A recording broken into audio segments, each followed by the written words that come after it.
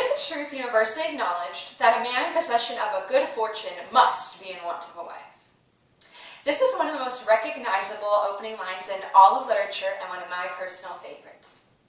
Pride and Prejudice is a story by Jane Austen that is based in the 1800s about a family who has 4 daughters, some of which are silly girls whose only goal in life is to marry, while Elizabeth is the intellectual who hopes to marry only for true love. In the opening lines of the book, the mother and father are having a discussion about the newest bachelor in town who has a great fortune. And while the mother is excited about the newest prospects for her daughters, the father has learned just to indulge the mother's silliness. It is a truth universally acknowledged that a single man in possession of a good fortune must be in want of a wife. However, little known the feelings or views of such a man may be on his first entering a neighborhood. This truth is so well fixed in the minds of the surrounding families that he is considered as the rightful property of someone or other of their daughters. "My dear Mr. Bennet," said his lady to him one day, "have you heard that Netherfield Park is let at last?" Mr. Bennet replied that he had not. "But it is," returned she, "for Mrs. Long has just been here, and she told me all about it." Mr. Bennet made no answer. "Do not you want to know who has taken it?" cried his wife impatiently.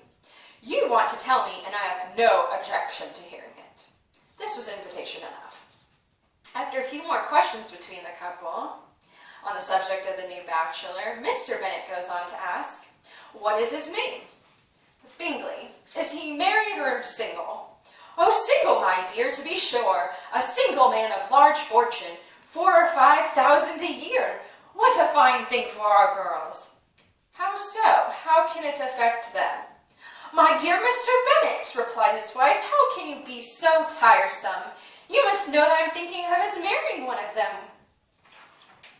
And after a few more exchanges between the couple, Mr. Bennet says to his wife that most of his girls are silly except for Elizabeth.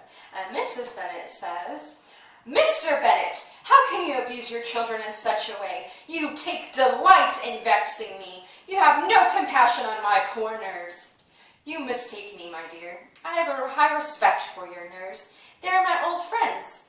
I have heard you mention them with consideration these 20 years at least." "Ah, you do not know what I suffer." "But I hope you will get over it and live to see many young men of 4,000 a year come into the neighborhood."